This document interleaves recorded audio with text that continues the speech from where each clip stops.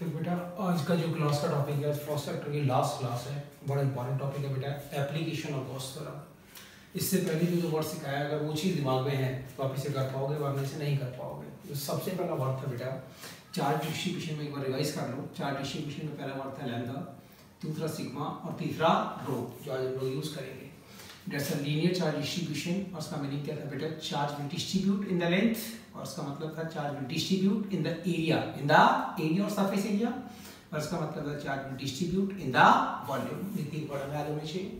अगर हम पढ़े एप्लीकेशन ऑफ गॉस थ्योरम तो चीज़ हमेशा दिमाग में हो कि चार्ज अगर लंबाई में डिस्ट्रीब्यूट होगा तो यूज करेगा लीनियर चार्ज डिस्ट्रीब्यूशन, और चार्ज अगर सरफेस एरिया में डिस्ट्रीब्यूट होगा तो सरफेस चार्ज डिस्ट्रीब्यूशन, और वॉल्यूम में फैलेगा तो वॉल्यूम चार्ज डिस्ट्रीब्यूशन। एक वर्ड ये दिमाग में हो। और दूसरा वर्ड इसको पढ़ने के लिए बेटा गॉसियन सरफेस। गॉसियन सरफेस का मतलब आपको लास्ट क्लास में समझाया था बेटा कि होती नहीं है, इमेजनरी सरफेस है, रट्टा मार जाओ।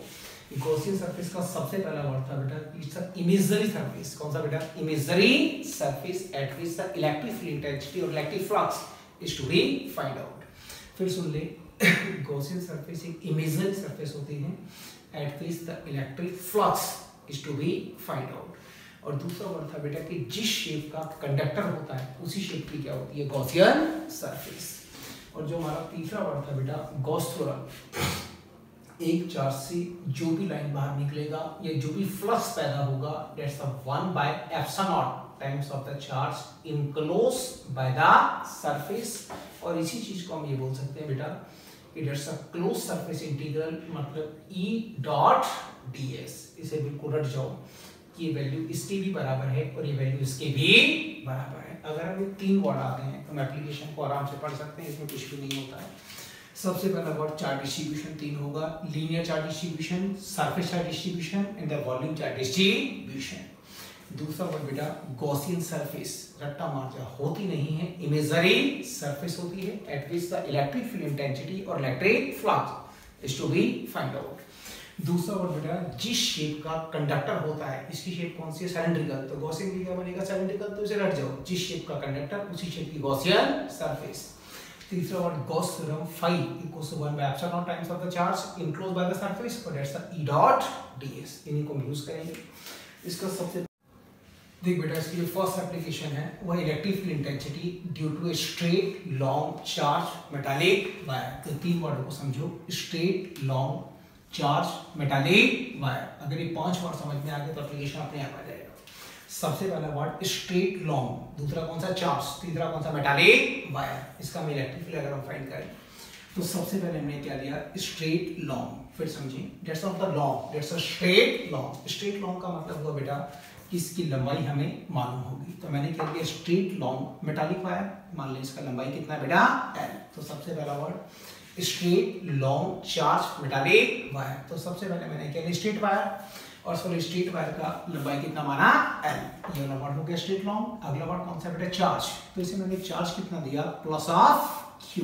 फिर समझे, पहले स्ट्रेट वायर मान लें, लंबाई L मान लें, और चार्ज कितना दिया बेटा, प्लस ऑफ Q। अब ये वायर मेटालिक वायर है, मेटालिक वायर का मतलब मेटल है, कंडक्टर है, तो इनसे जो भी चार्ज देंगे that charge will uniformly distribute in the length of the metallic wire. General concept है।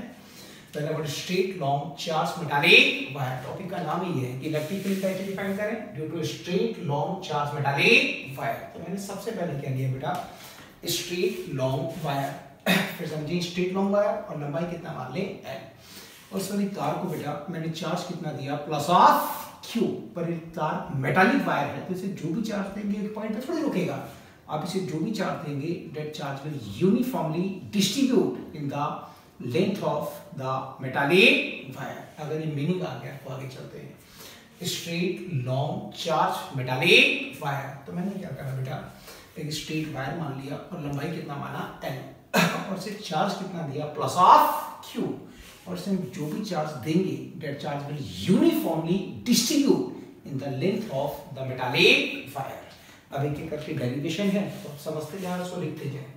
तो सबसे पहला वर्ड आपने क्या लिया बेटा, लेट ए मेटालिक वायर। इसके नोट्स बनाना अच्छे से बेटा। लेट ए मेटालिक वायर मान लें of length, let a metallic wire of length कितना दिया बेटा, L, and +2 charge and plus q charge is given to it and plus q charge is given to it। अब दिमाग में है कि जो वायर है जैसा मेटालिक वायर, तो आपने मेटालिक वायर माना, लेंथ है माना और चार्ज कितना दिया plus of q, so dead charge will uniformly distribute। फिर समझें, so dead charge will uniformly distribute, dead charge will uniformly distribute in the length, distribute in the length of the metallic wire। अब सोचने वाला concept है in the length of the metallic wire। फिर समझो एक बार समझो इस टॉपिक को। इलेक्ट्रिकल इंटेंसिटी फाइंड करना है due to straight long charge metallic wire. तो मैंने क्या करा, स्ट्रेट लॉन्ग वायर मान लिया और जिस तार का लंबाई कितना माना बेटा m, और से चार्ज कितना दिया प्लस ऑफ q, और उनसे जो भी चार्ज देंगे that charge will uniformly distribute in the length of the metallic wire. अब खुद सोचो, चार्ज एक पॉइंट पे है, ये डिस्ट्रीब्यूट हो गया, तो दिमाग में ऐसा चार्ज डिस्ट्रीब्यूट हो गया। अगर चार्ज डिस्ट्रीब्यूट हो गया so use the charge distribution. अब चार्ज डिस्ट्रीब्यूशन कौन सा, लेंथ वाला, एरिया वाला, वॉल्यूम वाला, तो आंसर आएगा सर लेंथ पे फैला है। So use the linear charge distribution, यानी कि लैम्डा, और lambda equals to q by l, तो we can say q equals to lambda of l। हर वर्ड का अपना एक मतलब है। इसका क्वेश्चन था the electrical intensity due to straight long charge metallic wire. तो मैंने एक तार मान लिया और तार का लंबाई कितना माना l, और उसे चार्ज कितना दिया प्लस ऑफ q, और से मैं जो भी चार्ज दूंगा that charge will uniformly distribute in the length of the metallic wire. अब चार्ज एक पॉइंट पे नहीं है, बार बार बोल रहा हूं कि आपने इसको जो भी चार्ज दिया that charge will uniformly distribute, so use the linear charge distribution, ये हमें यूज करना ही पड़ेगा। टॉपिक था कि हमें इलेक्ट्रिकल इंटेंसिटी फाइंड करना है, तो हम इस वाली वायर से बेटा r डिस्टेंस पे गए और यहाँ पे क्या माना, स्मॉल एरिया ds। बड़े ध्यान से समझें, r डिस्टेंस पे जाएं और क्या माने, small area ds in which the electric flux और इलेक्ट्रिकल इंटेंसिटी, जो आप बोलेंगे that's better, in which the electric flux और the electrical intensity is to be find out. तो मैं इसका सेकंड पॉइंट बना रहा हूँ। इसका सेकंड पॉइंट क्या बनाऊंगा बेटा, सेकंड पॉइंट लिखा मैंने, take a small area, take a small area, take a small area ds, take a small area कितना बेटा ds at a distance of r, take a small area ds at a distance of r from the metallic wire, from the metallic wire, take a small area ds at a distance of r from the metallic wire in which the electric flux, फिर हट जाए, in which the electric flux is to be find out, रखना नहीं, बड़े ध्यान से समझना। in which the electric flux और electric field जो आप बोलेंगे which is better, in which the electric flux is to be find out by Gauss theorem। किस थ्योरम की बात कर रहे हैं बेटा हम लोग, by the Gauss theorem। इसको खूब दबा के समझो, इलेक्ट्रिकल इंटेंसिटी फाइंड करना है due to straight long charge metallic wire. तो मैंने क्या करा, स्ट्रेट वायर मान लिया और तार का लंबाई कितना माना l, और से चार्ज कितना दिया प्लस ऑफ q, और हम इसे जो भी चार्ज देंगे that charge will uniformly distribute in the length of the metallic wire. अब चार्ज फैल चुका है तो we must have to use the word of linear charge distribution. अब इस वाली वायर से हम r डिस्टेंस पे गए और यहाँ पे क्या माना, small area ds in which the electric flux और the electric field is to be find out by the Gauss theorem. अब देखो बेटा, जो गॉस थ्योरम है वो ये कहता है कि द इलेक्ट्रिक फ्लक्स, आप जो वर्ड बोलेंगे वो बेटर है, इससे कोई फर्क नहीं पड़ेगा। द इलेक्ट्रिक फ्लक्स और द इलेक्ट्रिक फील्ड, लिख के दे रहा हूं, इलेक्ट्रिक फ्लक्स और the electric field in the area of ds, जो हम पढ़ते आ रहे हैं, इन द एरिया ऑफ ds। देखिए बेटा, द इलेक्ट्रिक फ्लक्स और the electric field in the area of ds by which theorem, by the Gauss theorem. तो गॉस थ्योरम ने क्या बोला, सिंपल सी भाषा में गॉस थ्योरम ने बोला कि the close surface integral of the electric field, मतलब E डॉट ds, और that's the 1 by epsilon naught times of the charge enclosed by the surface. देख बेटा, ये गॉस थ्योरम ने बोला कि उस वाले एरिया ऑफ ds में जो इलेक्ट्रिक फ्लक्स होगा, इलेक्ट्रिक फील्ड होगा, वो इसके इक्वल होगा। पर हमें अच्छे से मालूम है, गॉस थ्योरम में चीज पढ़ चुके हैं कि ये जो वैल्यू है, आपको सिखाया था लास्ट क्लास में कि जो phi है, that's phi is the 1 by epsilon naught times of the charge enclosed by the surface, और ये फाई ही किसके इक्वल है बेटा, ई डॉट डी एस। ऐसा हम लोग पहले पढ़ चुके हैं। तो इसकी जगह जो वर्ड यूज करेंगे दैट्स अ फाई, तो इसमें कंफ्यूजन की नीड नहीं होती बेटा। इसको मैंने सिंपल सी भाषा में क्या लिख दिया, फाई, यानी कि phi is the 1/ε times of the charge enclosed by the surface. अब हमारी कैलकुलेशन कुछ आसान हो जाएगी, क्योंकि फाई को हम जानते हैं, इसके हम बहुत क्वेश्चन कर चुके हैं। Phi is the E A cos theta.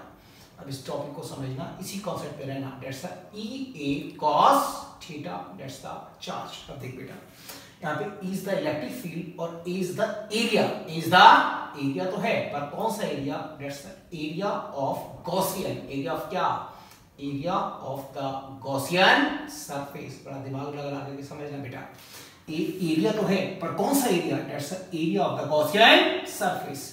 यहाँ पे जो थीटा है, theta is the angle between the direction of electric field and direction of area vector. फिर समझो, यहाँ पे ए क्या है, एरिया ऑफ गॉसियन सरफेस, और यहाँ पे theta is the angle between the direction of electric field and the direction of area vector. अब देखिए बेटा, एरिया ऑफ गॉसियन सरफेस तो क्या समझाया था कि गॉसियन है या इमेजिनेशन है। तो मेरे दिमाग में ऐसा एक इमेजिनरी सरफेस होती है जहां पर हम इलेक्ट्रिक फ्लक्स को फाइंड करते हैं, पहला पार्ट। फिर समझो, गॉसियन सरफेस होती नहीं है, एक इमेजिनरी सरफेस होती है जहां पर हम इलेक्ट्रिक फ्लक्स को फाइंड करते हैं। और दूसरा पार्ट, जिस शेप का कंडक्टर होता है उसी शेप की क्या होती है बेटा, गॉसियन सरफेस। अब इसको यहाँ पे समझें, दैट्स अ मेटालिक वायर, और से मैंने आर डिस्टेंस पे क्या माना, स्मॉल एरिया डीएस। अब देखो बेटा, इसको अगर मैं यहाँ की जगह यहाँ मान लूँ, तो जो फ्लक्स यहाँ से निकला था वही फ्लक्स यहाँ से निकलेगा, क्योंकि आर भी सेम और डीएस भी सेम। यहाँ मानेगा तो आर भी सेम और डीएस भी सेम। ऐसे आप इसे कहीं भी मान सकते हैं, आप ऐसे मान लें, या फिर आप इस वाले पार्ट को यहाँ पे मान लें, इस वाले पॉइंट पे मान लें। आप जहाँ चाहें वहां पे इसे मान सकते हैं, आप कहीं भी इसे मानेंगे, क्योंकि आर भी सेम और डीएस भी सेम। तो हर जगह जो फ्लक्स यहाँ होगा वही फ्लक्स यहाँ होगा। तो गॉसियन कैसा बन रहा है, खुद देखें, ये शेप कैसी बनी, इस तरीके से देखेंगे तो that's the Gaussian, that's the Gaussian, यानी कि that's the cylindrical, that's the cylindrical. फिर समझे, अगर मेरे मुंह से वर्ड निकल जाए ए, तो A is the area of the Gaussian surface. तो वैसे भी समझ सकते हैं कि जिस शेप का कंडक्टर होता है उसी शेप की क्या होती है, गॉसियन सरफेस। और कंडक्टर सिलेंड्रिकल स्ट्रेट वायर है, तो जिस शेप का ये होगा उसी शेप की क्या बनेगी, गॉसियन सरफेस। दैट्स आर और दैट्स डीएस। तो मैं इस वाले पार्ट में आर और डीएस यहाँ पे फ्लक्स निकालूंगा तब भी सेम, यहाँ निकालूंगा तब भी सेम, यहाँ निकालूंगा तब भी सेम, यहाँ निकालूंगा तब भी सेम। तो शेप कैसी बन रही है, सिलेंड्रिकल। कैसी बनी बेटा, सिलेंड्रिकल। अब देखें, इसका जो शेप बना Gaussian, that's the cylindrical shape, that's the Gaussian surface. That's the Gaussian surface है नहीं है, एक इमेजिनेशन है। आप यहाँ मान लें डीएस, आप यहाँ मान लें डीएस, आप यहाँ मान लें डीएस। हर जगह जो फ्लक्स यहाँ पे है वही यहाँ पे है, और वही फ्लक्स यहाँ पे है। फिर समझिए, यहाँ पे A is the area of the Gaussian surface, और जो गॉसियन सरफेस है बेटा वो हमारी इस टॉपिक में कैसी बनी, सिलेंड्रिकल। कौन सी बेटा, दैट्स द सिलेंड्रिकल शेप। बड़ा लंबा पार्ट है, ध्यान से समझना। एरिया ऑफ गॉसियन सरफेस, और वो कैसी बनी, cylindrical, and the area of cylinder is the 2 pi R H. फिर समझिए, area of cylinder, area of Gaussian surface, और गॉसियन सरफेस क्या बने, सिलेंडर, यानी कि एरिया कितना आएगा, 2 पाई आर ऑफ एच। पर यहाँ पे एच कितना है, एल, तो we can say 2 pi r of l, that's the area of Gaussian surface. अब बचा थीटा। तो थीटा क्या था, angle between direction of electric field and direction of area vector. तो आपको बहुत समझाया था। अगर हम इसकी बात करें तो एरिया वेक्टर का मतलब बेटा सरफेस पे परपेंडिकुलर और ऑलवेज टेकन आउटवर्ड। तो ये तो ऐसे ही बनेगा, sir that's the area vector. और ये प्लस चार्ज है तो लाइंस ऐसे जाएगा, प्लस से लाइन से बाहर को निकलेगा, तो that's the direction of electric field. तो यहाँ पे that's the direction of the electric field. तो समझे बेटा, अगर हम इस वाले को लेके चलेंगे तो again that's the area vector, और इलेक्ट्रिक फील्ड फिर से बाहर को आएगा, तो दैट्स द इलेक्ट्रिक फील्ड। अगर हम इस तरफ माने तो दैट्स द एरिया वेक्टर और दैट्स द इलेक्ट्रिक फील्ड। तो आप कहीं भी ले लें, हर कंडीशन में E and A are in the same direction. तो यहाँ पे जो एंगल बना that's the 0 degree. The angle between the electric field and the area vector is the 0 degree.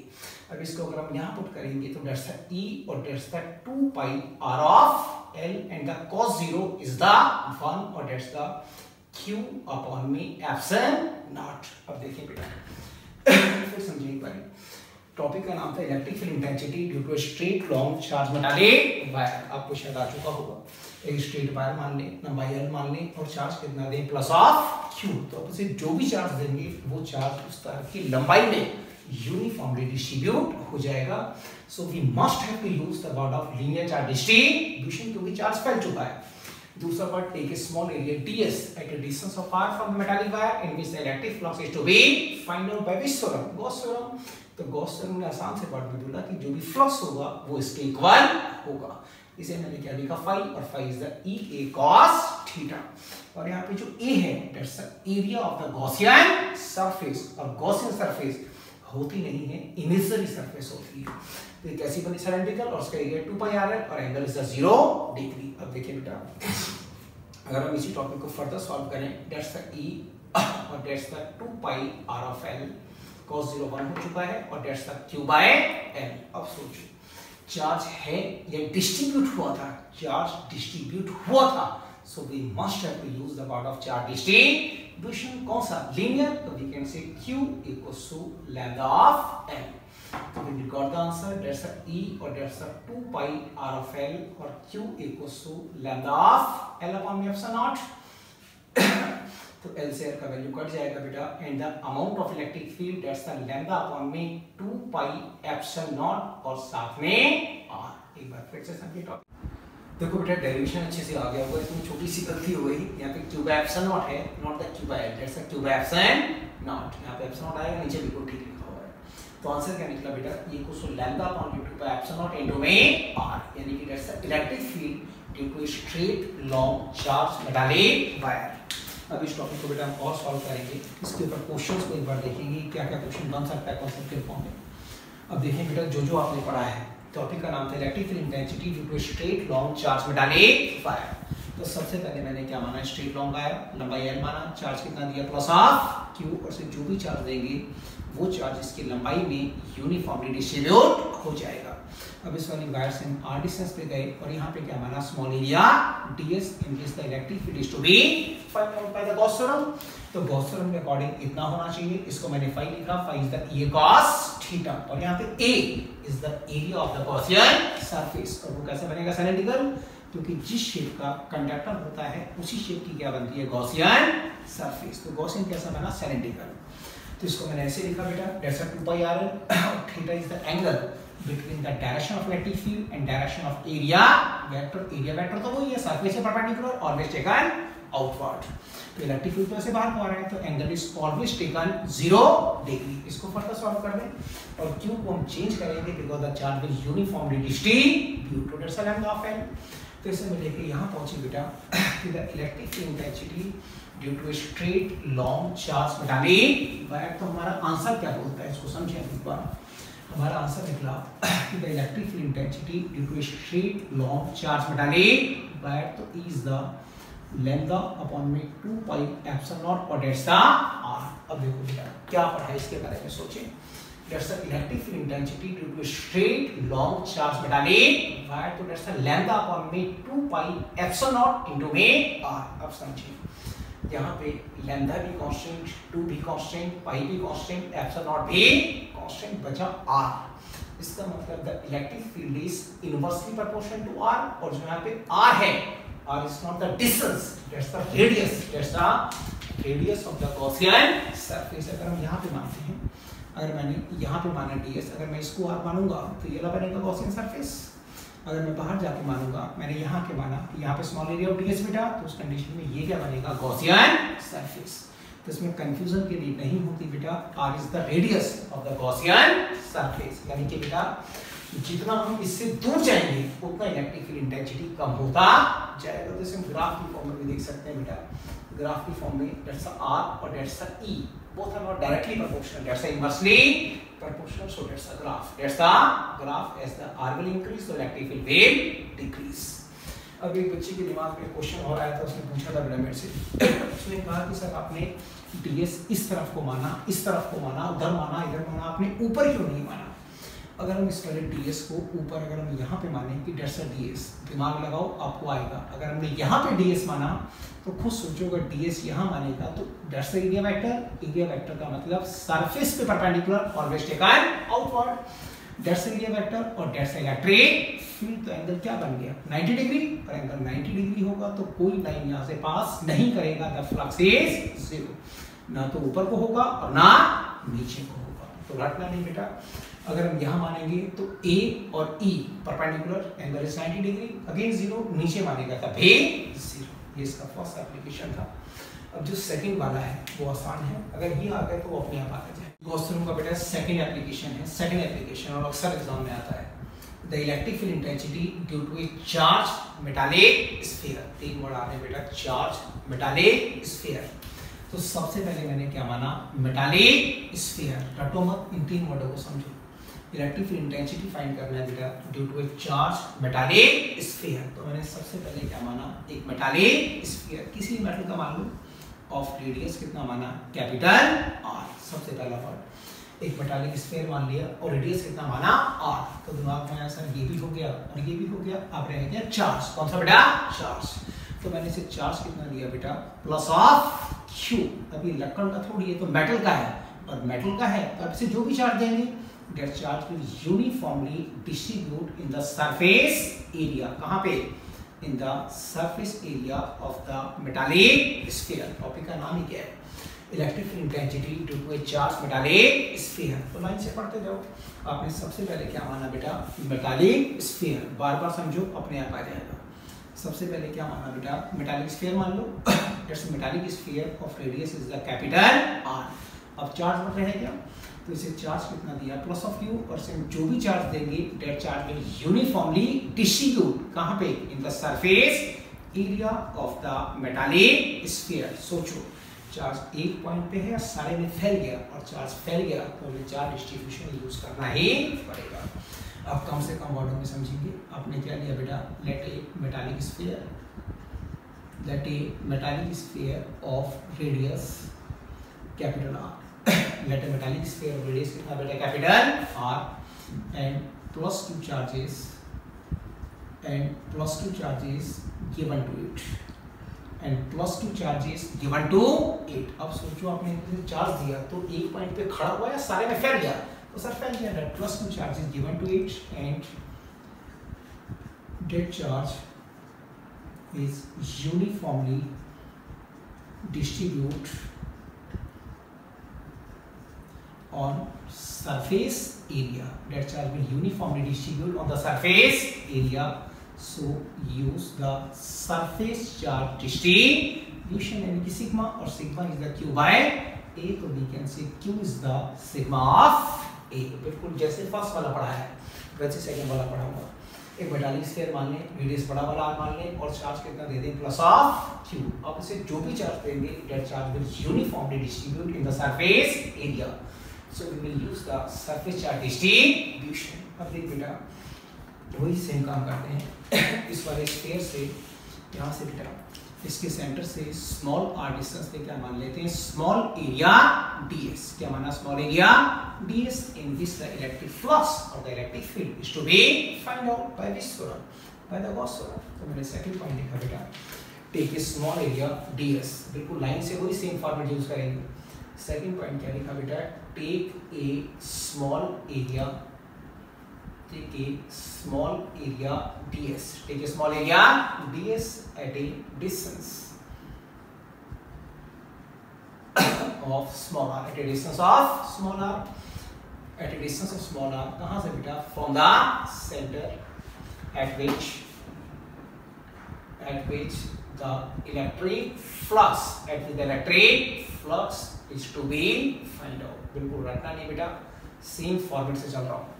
Topic का नाम था electric field intensity due to a charge metallic sphere. तो आपने सबसे पहले क्या माना, मेटालिक स्फीयर माना, और रेडियस क्या माना, कैपिटल आर, और चार्ज कितना दिया, प्लस ऑफ क्यू। और आप इसे जो भी चार्ज देंगे वो चार्ज इसके पूरे सरफेस एरिया में यूनिफॉर्मली डिस्ट्रीब्यूट हो जाएगा, और चार्ज अगर डिस्ट्रीब्यूट हो गया तो हमें सरफेस चार्ज डिस्ट्रीब्यूशन भी यूज करना पड़ेगा। अगला वर्ड वही बेटा, इस वाले स्फीयर के सेंटर से स्मॉल r डिस्टेंस पे जाएं, और क्या मान ले, small area ds, in which the electric field intensity is to be find out by Gauss theorem, is to be find out by which theorem, by the Gauss theorem। अब वही रटी हुई भाषा बेटा, कि the electric flux फ्लक्स या electric field जो आपको अच्छा लगे आप बोल सकते हैं, बार बार कह रहा हूँ।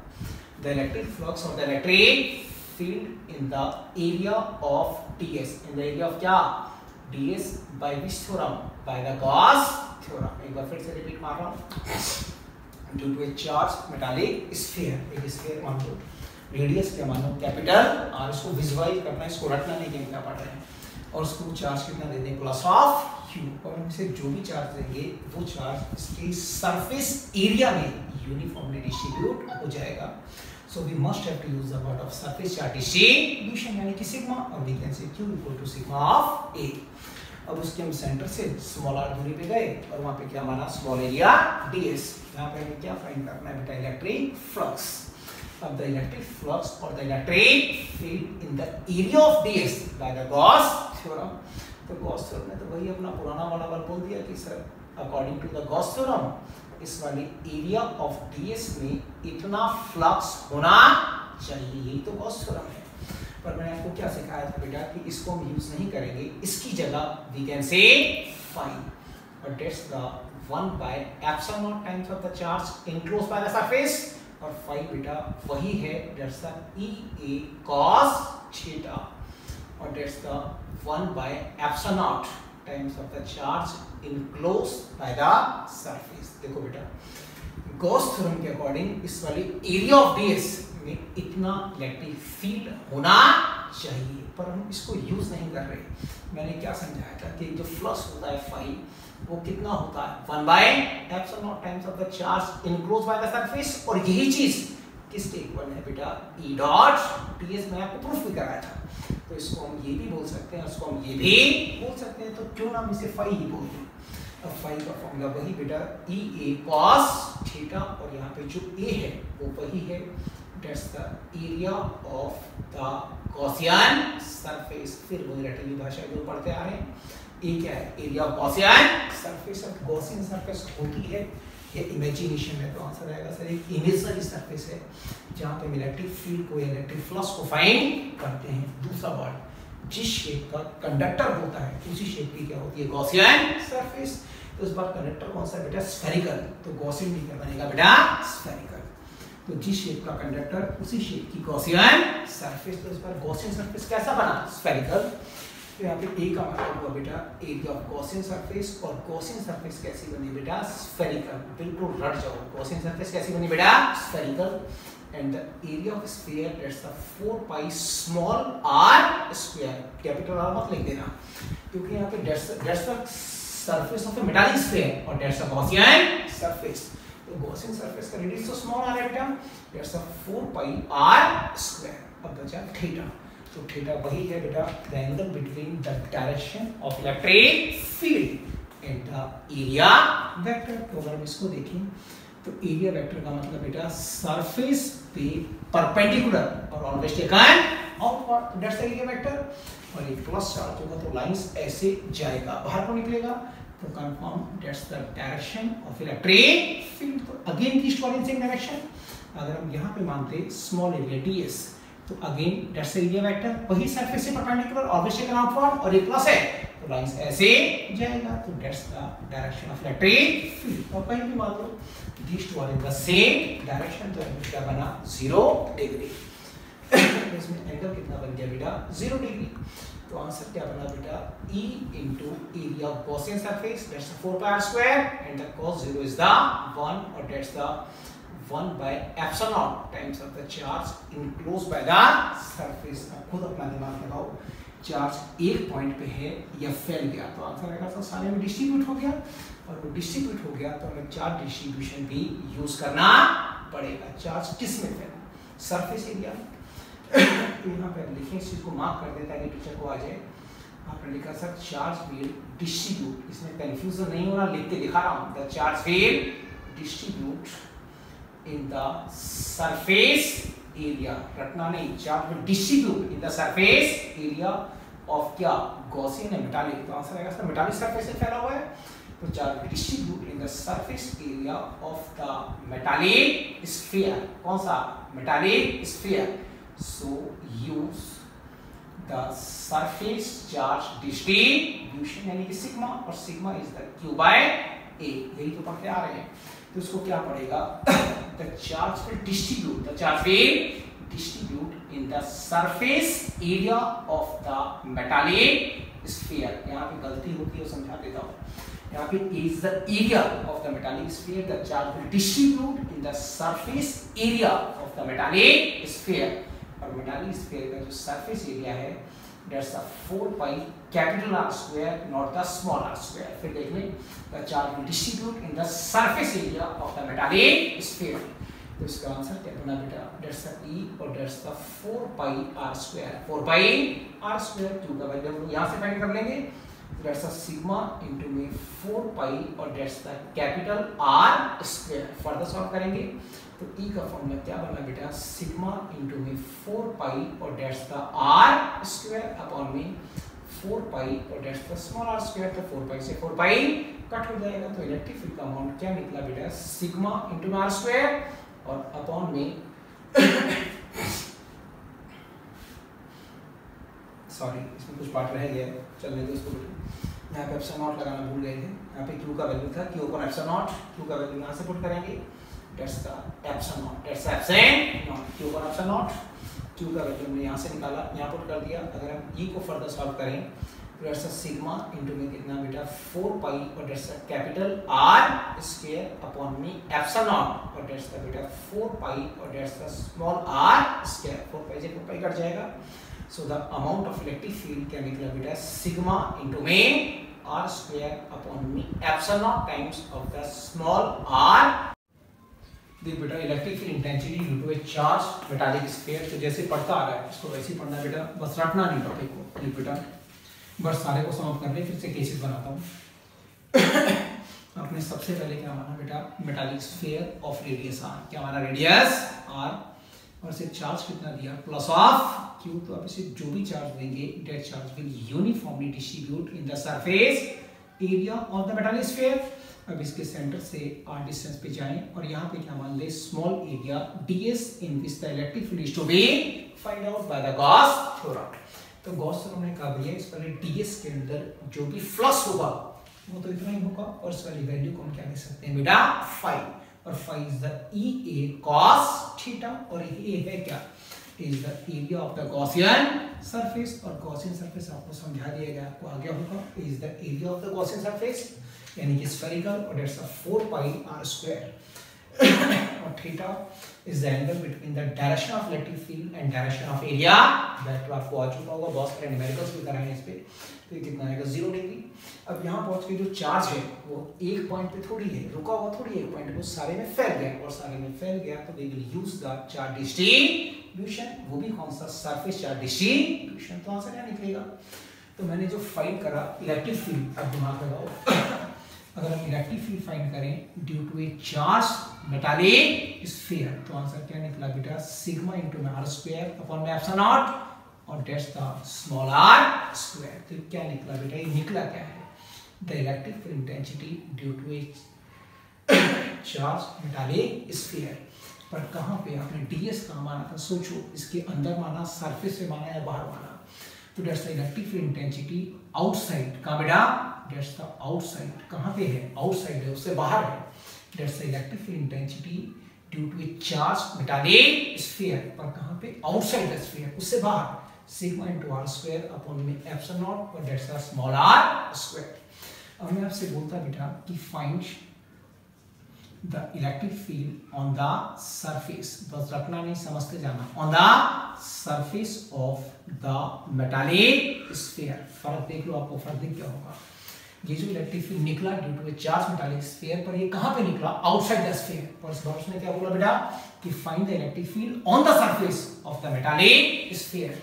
तो अगर हम इसी इलेक्ट्रिक फील्ड को कहां फाइंड करें, ऑन द सरफेस, तो अगर हम ऑन द सरफेस मानेंगे तो ds यहाँ पे आएगा, यहाँ पे आएगा, तो ऑन द सरफेस मानेंगे तो ds सरफेस के ऊपर आएगा, और जब ds सरफेस के ऊपर आएगा तो इस छोटे r की वैल्यू बड़े r के इक्वल हो जाएगी। फिर समझ लो, अगर हम इलेक्ट्रिक फील्ड यहाँ पे हम लोग फाइंड कर चुके हैं, that's sigma into r square upon में epsilon naught times of the small r square, कहाँ पे, आउटसाइड द स्फीयर। पर हम बोलता कि नहीं बेटा, ऑन द सरफेस निकालो। अगर हम ऑन द सरफेस निकालते तो ds को कहाँ मानते, ऑन द सरफेस, और ऑन द सरफेस मानते तो छोटे आर की वैल्यू कम होते होते बड़े आर के इक्वल हो जाएगी। अगर हम ds को कहाँ माने, फिर सुन लो, ऑन द सरफेस का माने ऑन द सरफेस। अगर यहाँ की जगह यहाँ मान ले तो छोटे आर की वैल्यू बड़े आर के बराबर हो जाएगी और छोटा आर बड़े आर के इक्वल होगा तो आपस में कट जाएगा। तो electric field intensity on the surface, इसके कटने के बाद दैट्स अ सिग्मा अपॉन में एप्सिलॉन नॉट। फर्क देखिए, ये कहाँ पे था, आउटसाइड द स्फीयर, ये कहाँ पे ऑन द सरफेस। अब मैं आपसे ये कह दूं कि find the electric field inside the sphere. Third case और बना रहा हूं, दैट्स द सेकंड केस और that's the third case. Find the electric field intensity inside the sphere. कहां निकालना है इस बार, इनसाइड द स्फीयर। अगर हम स्फीयर के अंदर मानेंगे, फिर समझ लें, आउटसाइड ऑन द सरफेस, अगर हम अंदर मानेंगे इसके ds, इसका क्वेश्चन क्या है, find the electric field inside the sphere. अगर हम स्फीयर के अंदर मानेंगे तो स्फीयर के अंदर चार्ज कितना होता है, 0, क्योंकि चार्ज कहां पे होता है, ऑन द सरफेस। तो electric field inside the sphere निकालेंगे तो inside the sphere the charge is 0। If the charge is 0 तो sigma equals to q by a, तो we can say the sigma is also 0। तो electric field भी कितना बन गया, 0। देखो बेटा, ये अक्सर एग्जाम में आते हैं तीनों केसेस। फर्स्ट केस था आउटसाइड द स्फीयर, दूसरा केस ऑन द सरफेस और तीसरा कहां पे बेटा, इनसाइड द स्फीयर। इसकी थर्ड एप्लीकेशन और बड़ी इंपॉर्टेंट एप्लीकेशन है, उस पे बहुत कुछ समझाना पड़ेगा। टॉपिक का नाम क्या है बेटा, electric field intensity due to a thin charge metallic sheet. एक एक शब्द को समझना, पहला वर्ड बोला थिन, दूसरा चार्ज और तीसरा मेटालिक शीट। तो देखो बेटा, इसमें थिन का मीनिंग क्या है, थिन का मतलब ऐसे करके समझिए, मेरे पास एक कागज है, इस कागज के पास लंबाई भी है और चौड़ाई भी है, पर इसकी मोटाई, इसकी थिकनेस क्या बेटा, वेरी वेरी स्मॉल। तो थिन का मतलब होता है बेटा कि इसके पास लंबाई और चौड़ाई उसकी मोटाई से बहुत ज्यादा होनी चाहिए, ज्यादा नहीं, बहुत ज्यादा। तो आप उसे क्या बोलेंगे, थिन। तो दैट्स अ थिन, क्योंकि इसकी लंबाई और चौड़ाई इसकी थिकनेस से बहुत ज्यादा है। That's the meaning of thin. अगला वर्ड कौन सा है बेटा, चार्ज मेटालिक शीट। तो सबसे पहले मैंने क्या लिया बेटा, एक मेटालिक शीट मान लिया और एक मेटालिक शीट है और थिन है। कैसा बेटा, थिन। अगर हम इसे चार्ज दें तो चार्ज कहाँ फैलेगा, एक फेस पे या दोनों फेस पे। तो अब इसे जो भी चार्ज देंगे that charge will distribute in the both the surface area. इस साइड भी फैलेगा और इस साइड भी फैलेगा। फॉर एग्जांपल, जैसे मान लो लोहे का शीट है, इस शीट में से अगर आप करंट पास कर दें तो आपको करंट इस साइड भी लगेगा और इस साइड भी लगेगा। तो समझाने का मीनिंग क्या है बेटा, इसने बोला थिन चार्ज मेटालिक शीट। तो मैंने आपको समझाया कि मेरे पास एक थिन मेटालिक शीट है, अगर हम इसे चार्ज दें तो चार्ज इस फेस पे भी डिस्ट्रीब्यूट होगा और इस फेस पे भी डिस्ट्रीब्यूट होगा। अब चार्ज अगर इस फेस पे है तो लाइंस इस तरफ को भी आएगा और लाइंस इस तरफ को भी जाएगा। तो ये समझाना चाह रहे हैं। तो आपने सबसे पहले क्या माना बेटा, कि थिन मेटालिक शीट, इसमें रटना नहीं, लंबा सा डायग्राम है और गंदा सा डायग्राम है। आपने सबसे पहले क्या माना बेटा, thin metallic sheet of area capital A. फिर समझने, आपने क्या माना, थिन बेटा, आपने क्या माना, thin metallic sheet. Sir thin हो गया और मेटालिक शीट भी हो गया, पर रह गया चार्ज। क्या बेटा, चार्ज। तो आपने पहले क्या माना, thin metallic sheet of area ए, और इसे चार्ज कितना दिया, प्लस ऑफ क्यू। पर ये मेटालिक शीट है तो अब इसे जो भी चार्ज देंगे that charge will uniformly distribute in the both the faces, मतलब लेफ्ट साइड को भी और राइट साइड को भी। जो चार्ज होगा वो दोनों फेस पे डिस्ट्रीब्यूट होगा। जो आपको समझाया गया था बेटा, इस वाली शीट के अंदर चार्ज इस तरफ को भी फैलेगा और इस तरफ को भी फैलेगा। तो लाइंस एक तरफ को आएगा, दोनों तरफ को जाएगा। तो आंसर आएगा सर दोनों तरफ को जाएगा। तो हमने क्या करा बेटा, इस वाली शीट से हम r डिस्टेंस पे गए और यहाँ पे क्या माना, small area ds in which the electric field या electric flux is to be find out. फिर समझिए, टॉपिक का नाम था बेटा थिन चार्ज मेटालिक शीट। तो आपने क्या माना, मेटालिक शीट माना, एरिया कितना माना a और चार्ज कितना दिया, प्लस ऑफ q। अब इसे जो भी चार्ज देगा वो चार्ज एक फेस पे नहीं, दोनों फेस पे डिस्ट्रीब्यूट होगा। तो लाइंस इस तरफ को भी आएगा और लाइंस उस तरफ को भी जाएगा। तो हम एक काम करते हैं, इस तरफ को भी मान लेते हैं, डेट्स अगेन r और that's the d of s। फिर समझिए एक बार टॉपिक को बेटा, टॉपिक क्या था, टॉपिक का मीनिंग क्या था, electric field intensity due to a thin charge metallic sheet. तो आपने क्या माना बेटा, मेटालिक शीट माना और एरिया कितना माना a और चार्ज कितना दिया, प्लस ऑफ q। तो चार्ज इस फेस पे भी डिस्ट्रीब्यूट होगा और इस फेस पे भी डिस्ट्रीब्यूट होगा। तो लाइंस इस तरफ को भी आएगा और लाइंस इस तरफ को भी जाएगा। इस तरीके से समझें इस टॉपिक को।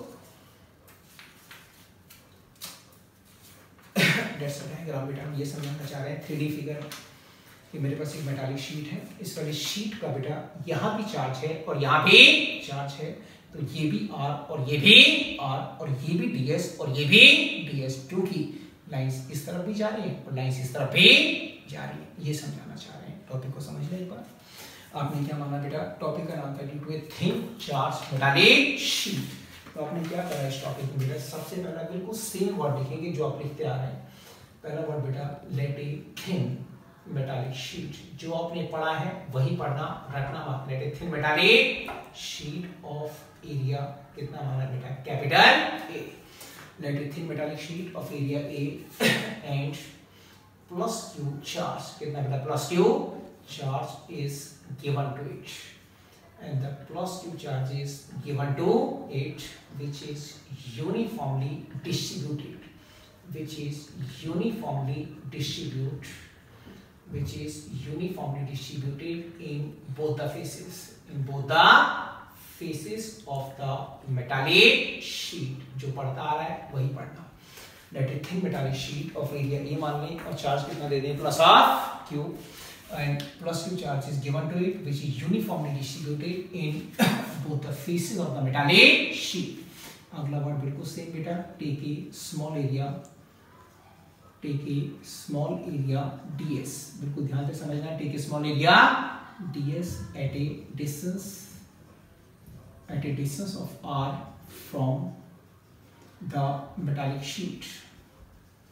Take a small area ds at a distance of r from the metallic sheet in which the electric flux is to be find out by वही word by which theorem, by the Gauss theorem। फिर समझे एक बार topic को। Topic का नाम था बेटा electric field intensity due to a thin charge metallic sheet. तो हम इसको ऐसे करके समझ सकते हैं कि हमने सबसे पहले क्या माना बेटा, मेटालिक शीट। क्या माना, मेटालिक शीट। दोबारा से डायग्राम बना रहा हूँ ताकि आपको आ जाए। आपने सबसे पहले क्या माना बेटा, मेटालिक शीट माना। उस वाली शीट का एरिया कितना माना बेटा, ए, और चार्ज कितना दिया, प्लस ऑफ क्यू। और इसे जो भी चार्ज देंगे वो चार्ज इसके दोनों फेसेस पे यूनिफॉर्मली डिस्ट्रीब्यूट हो जाएगा। फर्स्ट पॉइंट ये है। सेकंड पॉइंट, इस वाली शीट से आर डिस्टेंस पे गए और क्या माना, स्मॉल एरिया ds। क्या माना, small area ds in which the electric flux is to be find out by the Gauss theorem. अब ऐसा इस तरफ होगा या इस तरफ होगा, तो आंसर आएगा सर इसमें फेस चार्ज दोनों फेस पे है, तो लाइंस इस फेस को भी आएगा और इस फेस को भी जाएगा। तो हम r यहाँ जाएं, ds यहाँ मान लें, या r यहाँ जाएं और ds यहाँ मान लें, इससे आंसर में कोई चेंज नहीं आएगा। तो बिल्कुल सेम डायग्राम लेके चल रहे हैं। अगेन डैश टेकन r और dash the d of s। अब मेरे ख्याल से आपको आ गया होगा कि हम लोग क्या कर रहे हैं। Take a small area ds at a distance of r from the metallic sheet in which the electric flux is to be find out by the Gauss theorem. अब वही पुराने वर्ड चलेंगे। द इलेक्ट्रिक फ्लक्स या electric field जो आप चाहें वो लिख दें, उससे कोई फर्क नहीं पड़ेगा। The electric flux of the electric field in the area of ds, in the area of क्या, ds बाय विच थ्योरम। तो आंसर आएगा sir bye the Gauss theorem से निकालना है। Electric flux of the electric field in the area of ds bye the Gauss theorem. तो Gauss theorem ने तो सिर्फ यही बोला कि the closed surface integral of the electric field is the 1 by epsilon naught times of the charge enclosed by the surface। पर जैसे पढ़ा रहा हूँ इसको वैसे ही पढ़ते रहो। मुझको मालूम है कि किसके इक्वल है बेटा, phi। तो phi is the 1 by epsilon naught times of the charge enclosed by the surface, और phi is the EA cos theta। ये cos theta और that's the 1 by epsilon naught times of the charge enclosed by the surface। तीनों application same format से पढ़ाई गई है, रटने के लिए कहीं भी नहीं है बेटा। Electric field intensity due to a thin charge metallic sheet. अब इसको बड़े ध्यान से समझना। आपने पहले क्या माना, मेटालिक शीट एरिया ए माना, चार्ज कितना दिया बेटा, प्लस ऑफ क्यू, और आपने से जो भी चार्ज दिया वो यूनिफॉर्मली डिस्ट्रीब्यूट हो गया। We take a small area ds at a distance of r from the metallic sheet। इस साइड मान ले, उस साइड मान ले, in which the electric flux or the electric field is to be find out by the Gauss theorem. तो Gauss theorem ने तो सिर्फ यही कहा कि the E dot ds equals to this और this इक्वल्स टू phi और phi is the EA cos theta. अब जो यहाँ पे A है बेटा, इस A का वही पुराना मतलब that's the area of Gaussian surface. ये समझाना थोड़ा सा मुश्किल है तो इसको समझ आ रहा आराम से। A क्या बेटा, area of the Gaussian surface. तो समझो एक बार मैंने आपको ये डायग्राम बना के दिया। इस डायग्राम के अंदर डेल्टा आर और डेल्टा डीएस और डेल्टा आर और डेल्टा डीएस। तो सोचो अगर मुझे डीएस मानना है तो डीएस को क्या मैं यहाँ मान सकता हूँ? डीएस को मैं यहाँ नहीं मान पाऊंगा। क्यों? लाइंस आएगा तो नॉर्मल और जाएगा तभी नॉर्मल। तो लाइन ऐसे आएगा, लाइन ऊपर को नहीं जाएगा। तो जो मुझे डीएस मानना है, क्या डीएस को मैं यहाँ मान पाऊंगा? तो आंसर आएगा नहीं। यहाँ मान पाऊंगा? नहीं। कहाँ कहाँ मान पाऊंगा? इसको ऐसे करके समझिए। अगर मुझे डीएस को मानना है तो डीएस को यहाँ मान पाऊंगा? नहीं। यहाँ मान पाऊंगा? नहीं। कहाँ मान सकता हूँ? इसके बिल्कुल सामने। यहाँ मान लो, यहाँ मान लो, यहाँ मान लो, यहाँ मान लो, यहाँ मान लो। मतलब जो डीएस है वो हम इसी वाले एरिया में मान सकते हैं। तो इसको ऐसे करके समझें कि अगर मुझे डीएस को मानना है तो is the area of the Gaussian surface. तो अगर डीएस यहाँ पे तो गॉसियन भी यहाँ बनेगा। तो गॉसियन ऊपर नहीं बन पाएगा, यहाँ बनेगा, यहाँ। अगर इस साइड से देखें तो इस वाले का गॉसियन यहाँ नहीं बनेगा, इधर कहीं बनेगा, इसके बिल्कुल सामने और इसका भी बिल्कुल सामने। तो ये है क्या? Area of the Gaussian surface. तो गॉसियन सरफेस होता क्या है बेटा? इमेजिनरी सरफेस, जहाँ पे हम इलेक्ट्रिक फ्लक्स को फाइंड करते हैं। और दूसरा, जिस शेप का कंडक्टर होता है उसी शेप की क्या होती है? Gaussian surface. तो खुद देखो, अगर हम एरिया ऑफ गॉसियन की बात करें तो एरिया ऑफ गॉसियन ये नहीं हो सकता, इसके बिल्कुल सामने। तो फिर डीएस अगर हम मानेंगे तो डीएस इस वाले पार्ट में मानेंगे तभी तो लाइन पास करेगा। अगर हमने डीएस यहाँ मान लिया तो लाइन पास नहीं करेगा। तो A that's the area of Gaussian surface, that's the area of Gaussian surface जो मेरे साथ में है। ऐसा ही उस साइड होगा, that's the area of Gaussian surface.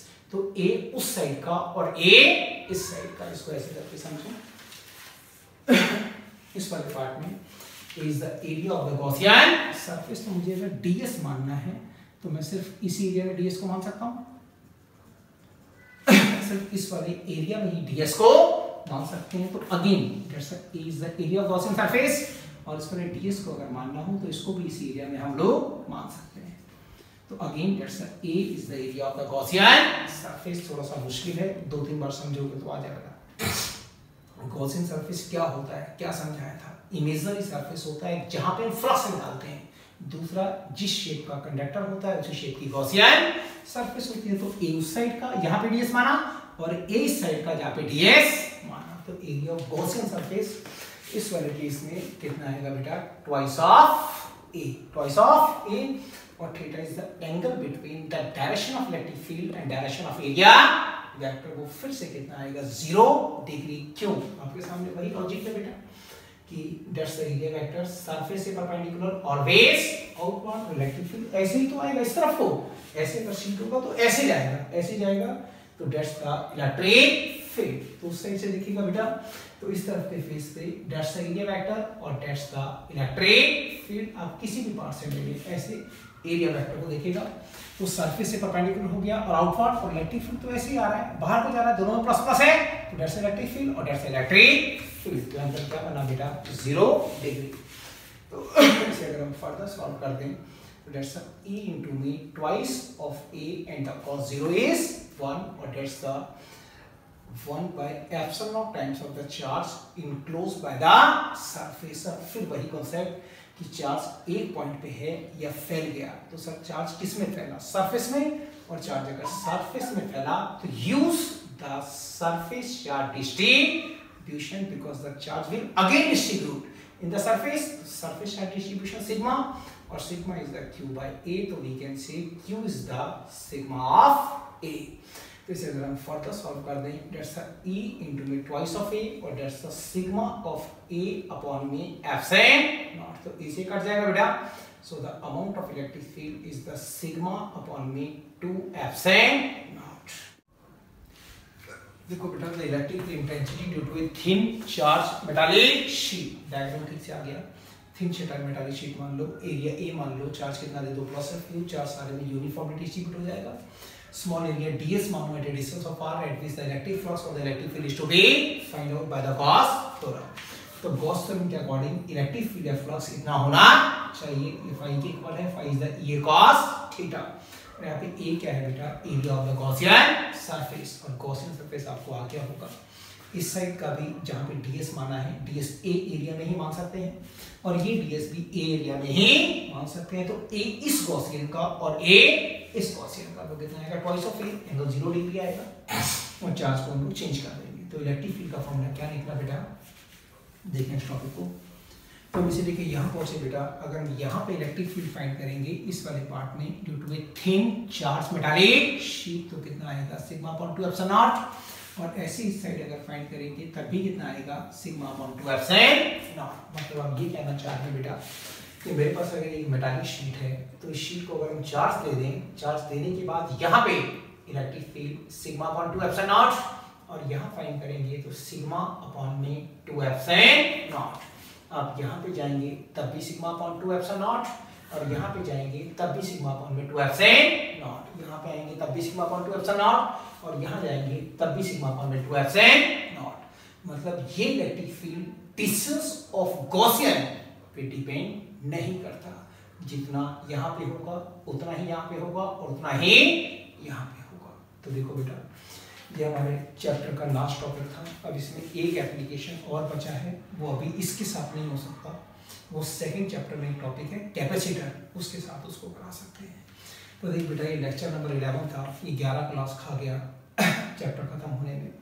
ये लेक्चर नंबर 11 आपको तब आ सकता है जब आपको लेक्चर 9 अच्छे से आता हो, लेक्चर 10 अच्छे से आता हो, तब 11 आएगा, वरना 11 नहीं आएगा। बिना 9 और 10 के 11 देखोगे तो बिल्कुल नहीं आएगा। पहले 9 देखो, फिर 10 देखो, फिर 11 देखो, गारंटेड 200% आपको आएगा। अब नेक्स्ट क्लास में बेटा इसका नेक्स्ट चैप्टर लेंगे, पोटेंशियल एंड कैपेसिटर। बाकी बच्चों से मैं एक बार व्हाट्सएप पे बात कर लूँगा, किसी को कोई और चैप्टर पढ़ना हो तो मुझे व्हाट्सएप करेंगे, सर हमको ये वाला चैप्टर पढ़ना है, देन आई विल डिसाइड।